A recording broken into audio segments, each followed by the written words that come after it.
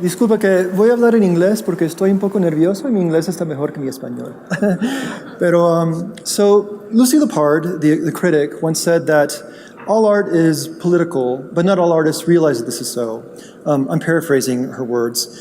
James Baldwin, the great U.S. American writer, once said that he was asked how he felt about being homosexual and black, and he replied, "I feel like I hit the jackpot." These are two of my favorite quotes that have helped to define my life as a human being. The first speaks to my experience as an artist, and the second to my experience as a gay man and as a Mexican American. So, growing up in the U.S. in the 90s, before the internet, as a young gay boy, was really hard. The kind of images I saw reflected of myself as a gay person on like TV and the movies tended to be really negative. They were images that were either laughingstocks or tragic figures who were doomed to die, or sinister. But basically, I could never see anything reflected in the world at large that was an image that I could imagine as a life for myself. Like any kind of a notion of love or normalcy or a hero, a person at the center of the story, these kinds of things that I think that straight people take for granted are something that were just simply denied to me as a young gay boy and to the wider gay community. My experience, my personal experience growing up wasn't any easier.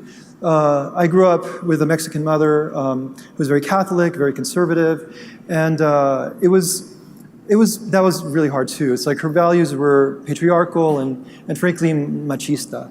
And growing up in that context, I was taught to feel a lot of fear and shame and sadness about myself and about this thing I couldn't control about myself. There was really nowhere, to put these emotions, which is really difficult. Luckily, I wasn't bullied by the kids around me, and I was, treated pretty well. But nonetheless, I used to think about, like killing myself and things like that as a kid. It was really depressing, and I think that had my life been a little different, had I been bullied more than I was, I might not be here today. So being Latino in an American context was also difficult. My mother was an undocumented immigrant, and I saw the way that the world around me treated people of color, like my mother, and undocumented immigrants, and Mexicans and Mexican Americans in the US, and it tended not to be very positive. And the image in popular culture of Latinos was also something that, they were always marginalized and stereotyped. So I felt doubly marginalized as a gay person and as a Mexican American. So my parents were very concerned with my education, and they didn't have a lot of money, so they used to buy antique children's books. And here are some examples of the kind of books that I used to love a lot when I was growing up. So I had these books, and I would study them and paint them and think about them as a little kid. And the thing that all of these kinds of images have in common is that everybody in them is white and everybody in them is straight.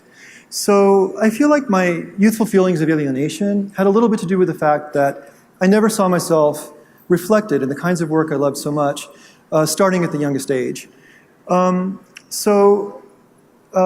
thing about these paintings is that they have power. Like all art, they're political, as Lucy Lepard would say. They're telling us a story about how we view ourselves as a people and as a society. They're telling us about gender. Men and women are expected to play very prescribed roles. They're telling us about bodies. Everybody in these paintings are skinny. They're telling us about race. Everybody in them is white. And they're telling us about sexuality. It's always a man who falls in love with a woman, and it's never any other way. They're telling us that the princess always has to be a white woman, that the knight in shining armor will always be a straight man, and the kiss at the end of the story will always be between a man and a woman, and anything else is unnatural because it literally never happens.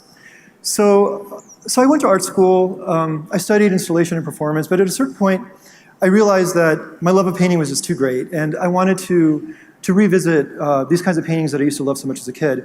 And I decided that this time, I knew something more about it. I understood what they were saying, and I understood what was being excluded. And I wanted to include myself and people like myself in the narrative and tell paintings from a gay perspective and a Mexican perspective in which gay love and gay kisses could be celebrated. And I started making paintings like these. And it was really empowering because I felt like I could imagine myself as that child I used to be, that child who had been, afraid and ashamed. And I'd taken away that shame and put desire at the center of it. I had made a painting in which the vision of love that we as a culture share could be shared with people like me. And it felt like it worked because I started getting fan letters and my work started selling more. And so I wanted to make paintings that would address history and give a voice to our gay ancestors whose own voices had been silenced. And I wanted to make paintings where shame was stripped away and pride was celebrated. So having done these kinds of paintings, I realized that the possibilities are essentially endless because nobody had been represented in these kinds of paintings except for straight white people, and that everybody else was missing, and that there were a million stories that I could tell. But making a painting that features a white gay man or a Mexican gay man is something that I could easily do because I myself represent both of these groups, and I don't need to ask anyone's permission. I can do this from my own perspective, telling my own story and celebrating my own desire. But if I'm going to tell a painting about another minority that is not from a group of myself, if I want to paint a woman, if I want to paint transgender men or women, I need to do something else. I need to approach the models. So these are the kinds of paintings I started making afterwards. Celebrating a wider variety of people. And to do this, I need to talk to the model and ask them what their experience was like. I need to listen to them and listen to them when they tell me their stories and represent that, and not represent the fantasy that I had brought to it beforehand.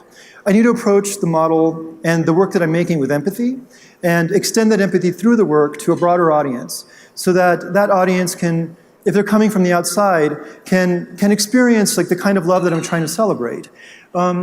I feel like to make the kind of painting that I want to make, I need to approach it with an open mind and make something that's beautiful and something that's loving and something that speaks to the model's community, to the wider queer community, and to the wider human community, a story about the diversity of gender and the universality of love. So I consider myself an activist. I feel like there's a story that I have to tell and an ability that I have to communicate and to add to a conversation. I feel like with the work that I can do, I can move a conversation along, and I can celebrate pride, celebrate love, and celebrate acceptance. So if I'm ever asked how I feel about being Mexican and gay, I feel like I can honestly reply, I feel like I hit the jackpot. Thank you very much.